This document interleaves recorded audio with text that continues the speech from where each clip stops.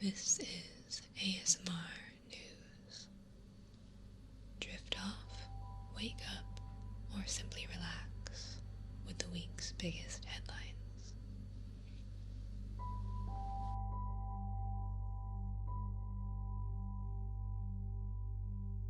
As worldwide COVID-19 cases surpass 20 million, there is hope on the horizon. More than 40 countries reported record single-day increases last week, including Australia, Japan, Hong Kong, Bolivia, Sudan, Ethiopia, Bulgaria, Belgium, Uzbekistan, and Israel, in addition to the United States, Brazil, and India, which have dominated the headlines. However, there are 127 vaccines under development, with 27 in clinical trials, including 6 in phase 3 trials and 1 developed by China's CanSino Biologics, approved for limited use in humans. Currently, it is estimated that we could see a vaccine for widespread use by the end of 2020.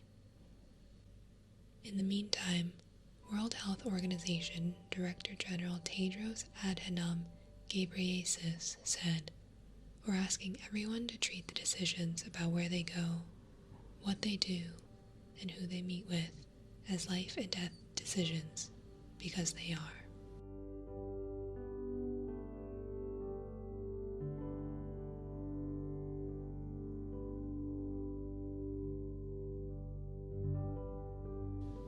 Mexico has passed the United Kingdom to become the country with the third most COVID-19 deaths, behind the United States and Brazil. Mexican President Andrés Manuel López Obrador has been compared to Brazilian President Jair Bolsonaro and US President Donald Trump, who lead the other two worst-hit countries, for downplaying the epidemic and dismissing the need to wear masks to prevent the spread of the virus.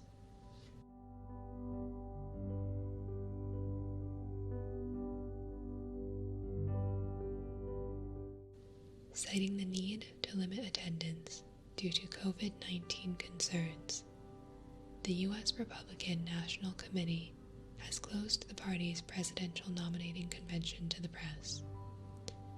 Instead, speeches and the nomination of Donald Trump to run for a second term as U.S. President will be live-streamed. As COVID-19 continues to spread, nations continue to attempt to stimulate their economies. The European Union has already agreed to a €750 billion, $850 billion stimulus package that included several new measures. First, the EU will raise funds collectively rather than individually by member state. Second, much of the package will be provided as grants to hard-hit nations, not as loans that have to be repaid and which would increase national debts.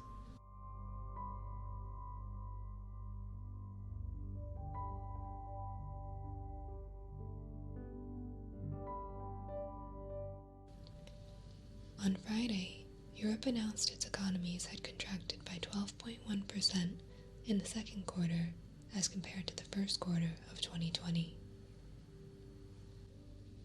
German GDP contracted by 10.1%, Italy's sank by 12.4%, France's fell by 13.8%, and Spain's shrank by 18.5%.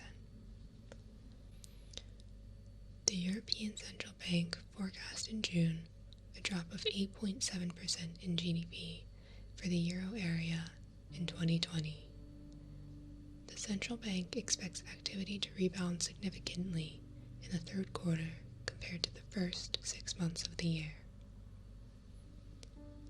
In contrast, the US economy shrank by 9.5% in the second quarter compared to the first quarter of 2020. However, Europe is expected to recover faster for the rest of the year due to earlier steps to contain the COVID-19 virus, including lockdowns and travel restrictions.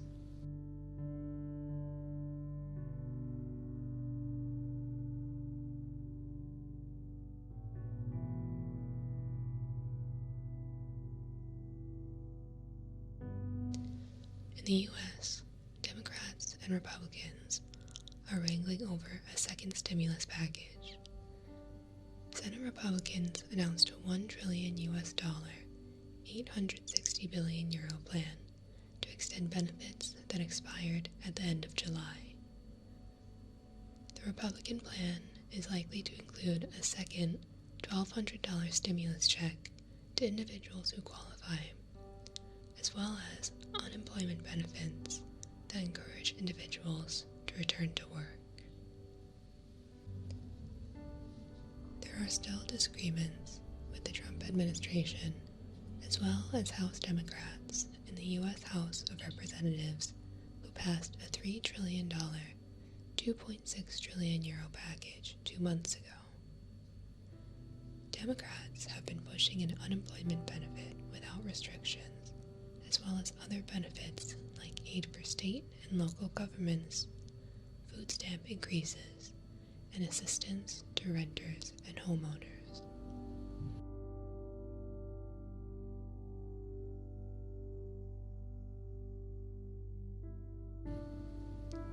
After the United States closed the Chinese consulate in Houston, Texas, the Chinese government announced the closing of the U.S. consulate in Chengdu.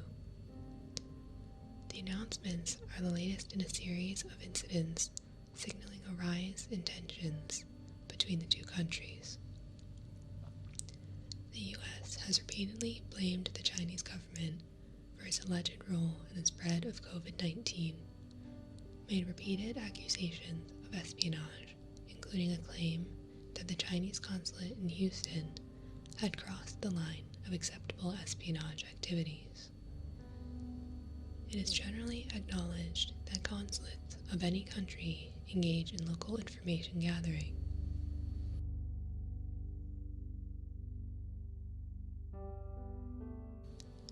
China has accused the U.S. of encroaching on territory it claims in the South China Sea, where U.S. warships have been active. Recently, the two countries have disagreed over Chinese government actions in Hong Kong, and, historically, the two countries have disagreed over the status of Taiwan.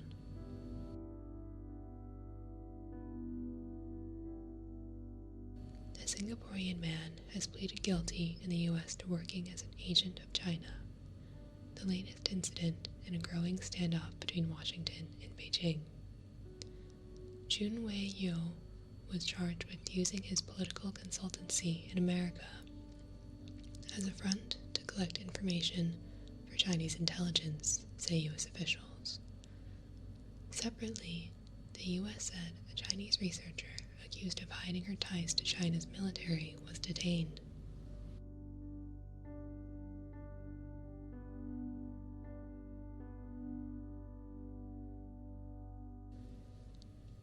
Several leading technology CEOs disagreed on whether they believed China was stealing technology from their companies.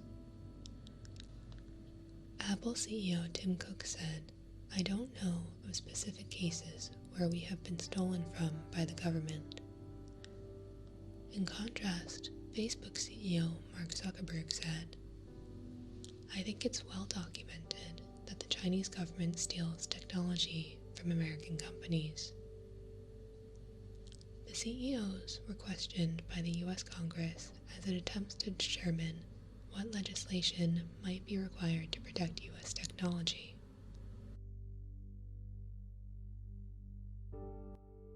Chinese manufacturer Huawei has overtaken Samsung as the largest producer of smartphones in the most recent quarter, according to analytics firm Canalys.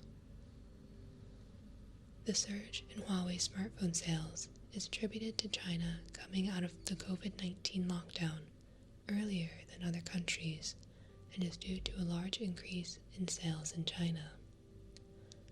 Huawei's phones have a limited appeal to other countries because they are not able to use many popular Google-made apps due to US import restrictions.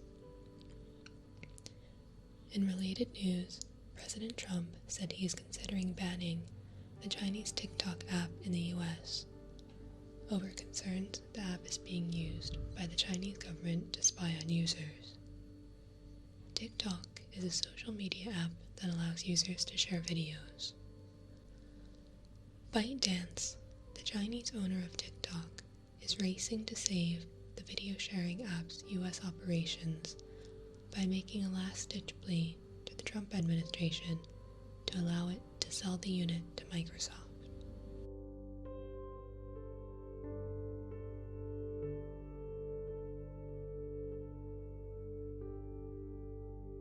In Hong Kong, 12 pro-democracy candidates have been barred from running for election to Hong Kong's Legislative Council. The government said the candidates were not fit to run for office because they did not abide by the constitutional duty required of lawmakers, including advocating for Hong Kong's independence, soliciting intervention by foreign governments in Hong Kong's affairs, and expressing an objection to the imposition of the national security law by Chinese authorities.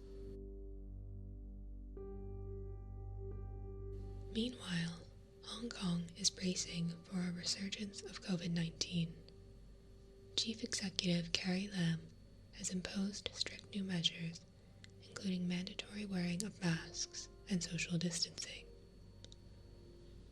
Lam said, "We are on the verge of a large-scale community outbreak, which may lead to a collapse of our hospital system and cost lives, especially of the elderly." Hong Kong, which has been praised for its initial response to the outbreak, has seen a recent resurgence in cases. Lam has also postponed parliamentary elections scheduled for September for a year, citing concerns about the recent uptake in COVID-19 cases, while the opposition has accused Lam of using the pandemic as a pretext to prevent voting. In the US, President Trump has been criticized for suggesting in a tweet that US elections should be postponed, also for pandemic reasons. Senior Republicans, including Senate Majority Leader Mitch McConnell and House Minority Leader Kevin McCarthy, dismissed the idea, saying Trump does not have the authority to postpone the elections scheduled for November 3rd.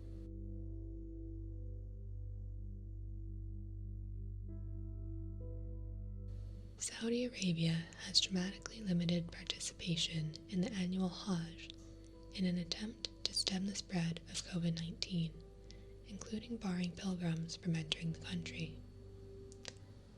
The Hajj is one of Islam's most important duties. Devout Muslims are expected to visit Mecca once in their lifetime. Typically, some 2.5 million pilgrims participate.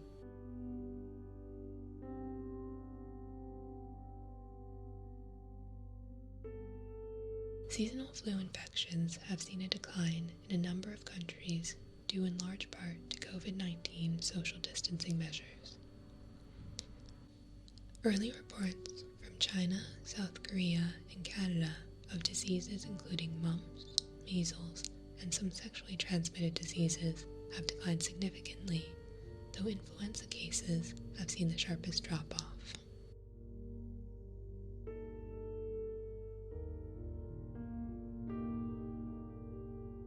The Trump administration announced it would withdraw 12,000 troops from Germany, despite opposition from both Democrats and Republicans in the United States and concerns from across Europe.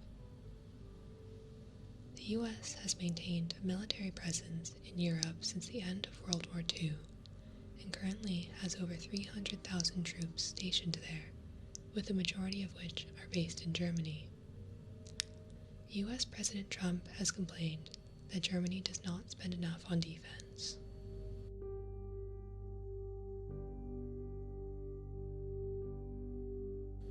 Senate Majority Leader Mitch McConnell is reportedly signaling to GOP candidates that they can distance themselves from President Trump.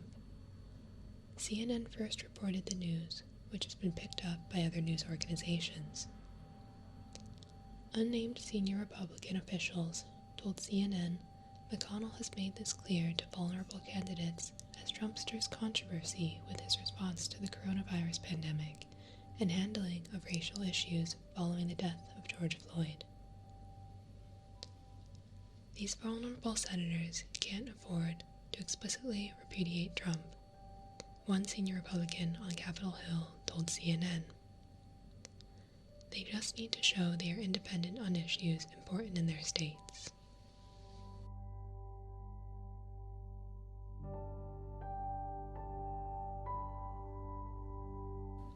White supremacist flags, neo-Nazi books, and Ku Klux Klan merchandise have been removed from 3 major online retailers, Amazon, Google, and Wish, after a BBC investigation found that these items were available for sale. Each company told the BBC that such items were prohibited on their sites, but the BBC found that shopping algorithms directed shoppers to these items. All 3 companies have said that they removed the prohibited listings after being informed by the BBC.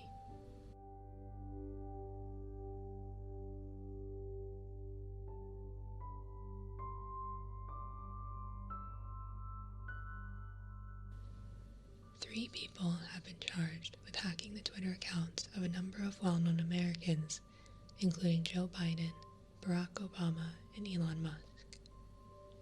In the hack, the compromised accounts posted similar tweets, soliciting donations via Bitcoin to their verified profiles, resulting in over 400 transfers worth over $115,000.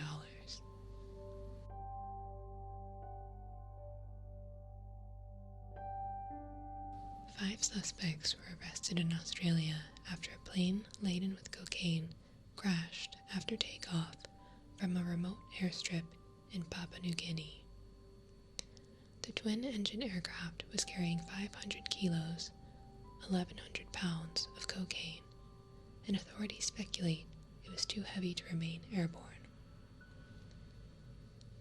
The drugs, recovered several days after the crash, are estimated to be enough for 500,000 doses, with a street value of 80 million Australian dollars, or 57 million US dollars.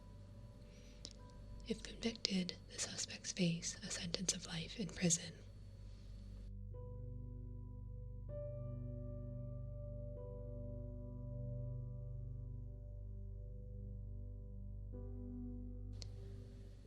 NASA, the U.S. National Aeronautics and Space Administration, launched the Perseverance rover from Cape Canaveral in Florida in an attempt to hunt for signs of life. The rover, which will spend 7 months traveling to Mars, will look for fossils in a crater that could have contained life billions of years ago when Mars was wetter. The United Arab Emirates and China also launched Mars missions in recent weeks, taking advantage of the planet's close approach to Earth.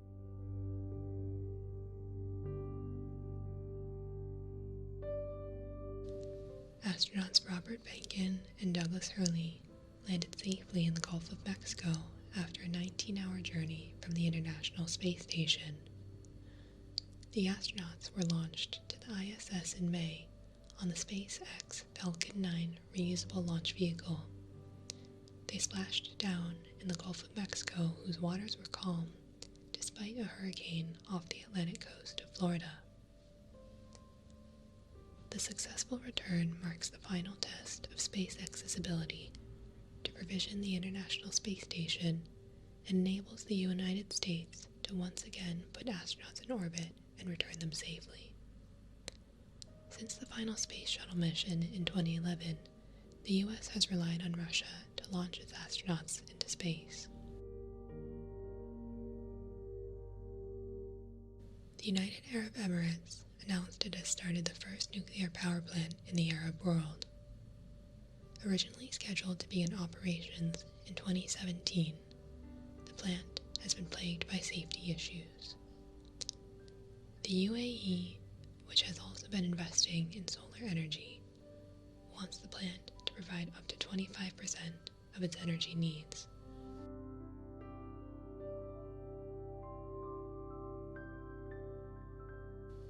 Vicky, a baby cheetah, has become a new face in the struggle to protect endangered wildlife in Africa.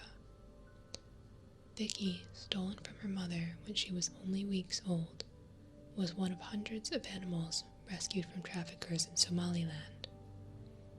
The traffickers sell the animals as pets, often to buyers in the Middle East. Typically, they kill the mother and sell the babies online for thousands of dollars. Vicky, when found, was suffering from malnutrition and dehydration. Officials speculate she had been deliberately fed meat only once a week for the first 5 months of her life on a starvation diet to stunt her growth.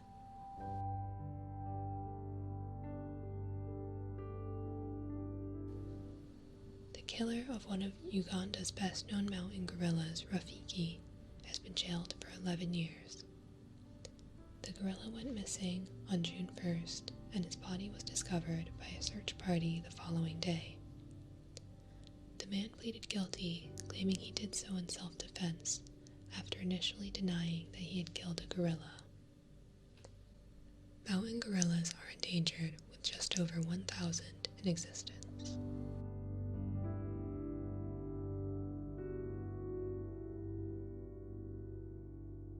The European Commission has rejected funding for 6 Polish towns that have declared themselves LGBT-free. EU Commissioner for Equality Helena Dalli, in rejecting the funding, tweeted that the EU values and fundamental rights must be respected by member states and state authorities.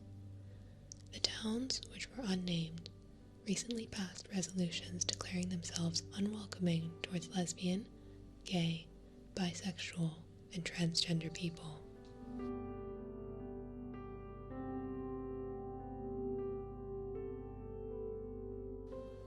A letter written by Rosa Parks, famous for refusing to give up a seat to a white man on a segregated bus in Montgomery, Alabama in 1955, is up for sale for $54,000. Parks' letter, written to a Mr. Kessler, praised King, saying, "I admired and respected him as a truly great man, committed and dedicated to freedom, peace, and loyalty for all oppressed humanity. He was a leader of the masses in Montgomery, Alabama, and the nation." Following Miss Parks' arrest and imprisonment, King organized a year-long Montgomery bus boycott, which eventually led to the U.S. Supreme Court decision that desegregated public transportation.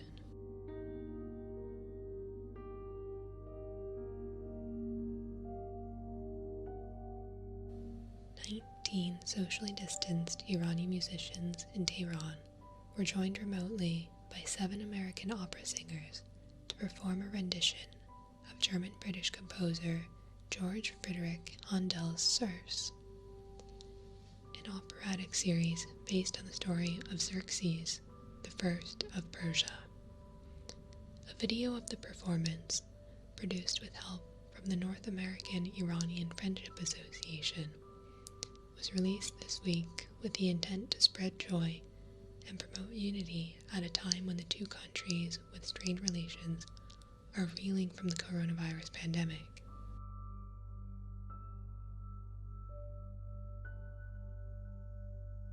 Three stories show that you are never too young or too old to make a difference.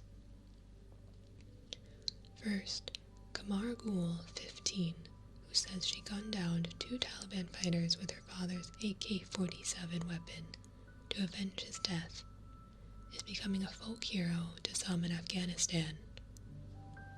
She is being compared to another female warrior, Malalai of Maiwan, who is remembered for rallying fighters against the British during the Second Anglo-Afghan War in 1880.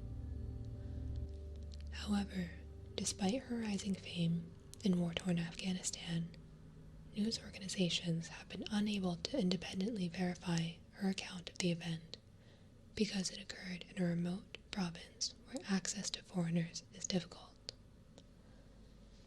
Nevertheless, her story is evoking pride among many Afghanis.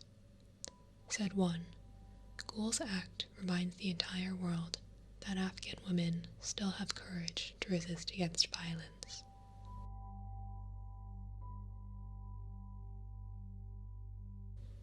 In Israel, 66-year-old Amir Haskel has emerged as the face of the opposition to scandal-plagued Prime Minister Benjamin Netanyahu. Haskel, a Holocaust survivor and former brigadier general in the Israeli Defense Force, said his research into the Holocaust led him to take a stand. "I deeply understood that the tendency of most people is to stand on the sideline," he said, of his insight into the Holocaust. "I also learned how dangerous it is." Haskel first took to the streets in 2016 when he led a small group of 80 people in protest. Now, 4 years later, he has emerged as the leader of the No Way protests, demanding Netanyahu step down while under indictment for corruption.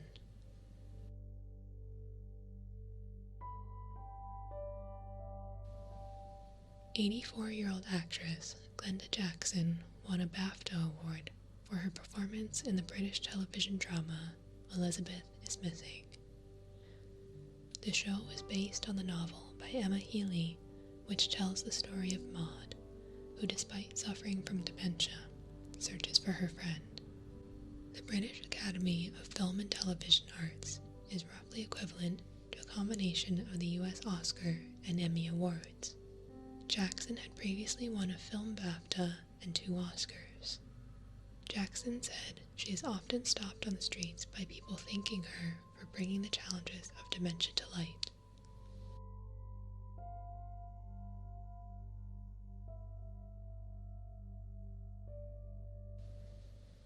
In soccer news, or football for non-US listeners, Arsenal defeated Chelsea by a score of 2-1 in the FA Cup Finals.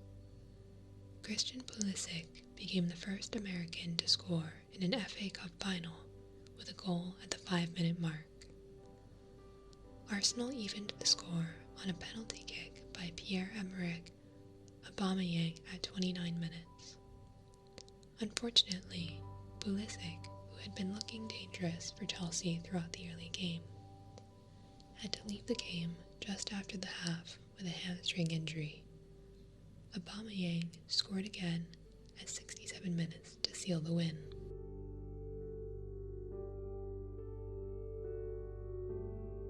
Finally, the story of the most expensive painting in the world will be told in a Broadway musical in 2020.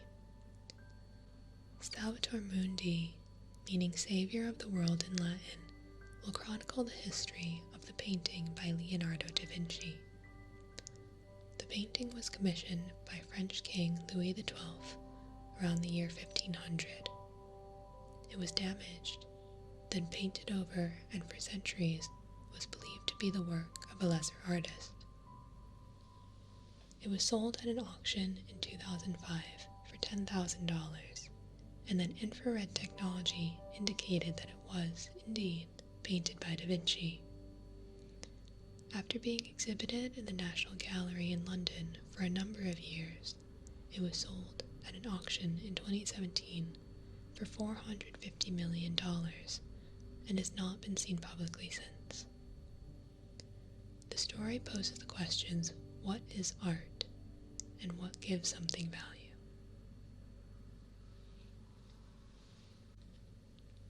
This is